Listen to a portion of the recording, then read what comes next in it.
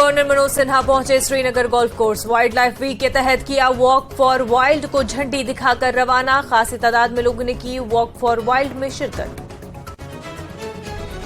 नुमान नामी रोहिंग्याई बाशिंदे के खिलाफ केस दर्ज। मुख्तलिफ महकमों के मुलाजमीन के साथ मिलकर साजिश रचने का इल्जाम। मुजरिमाना साजिश और गैर कानूनी जाली दस्तावेजात तैयार करने का इल्जाम। मुतल्लिका केस में है कई गिरफ्तारियां मुतवक्के।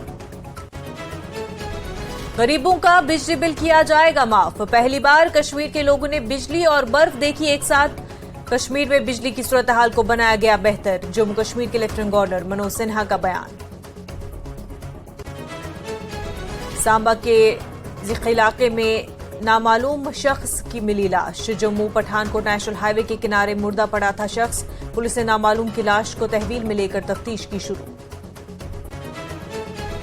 मेंढर की दूरदराज पंचायत हरमुदा में वोटों की हेरा फेरी। 18 साल से कम उम्र के बच्चों को किया गया वोटर लिस्ट में इंदराज। नायब सरपंच हरमुदा के सरफराज चौधरी का इल्जाम। एसडीएम मेंढर ने दिलाया गलत वोट को डिलीट करने का यकीन।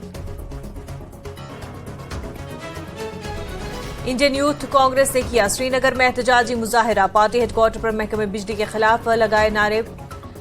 बिजली और बिलों में इजाफे और बिजली की कटौती पर जताई सरकार से नाराजगी।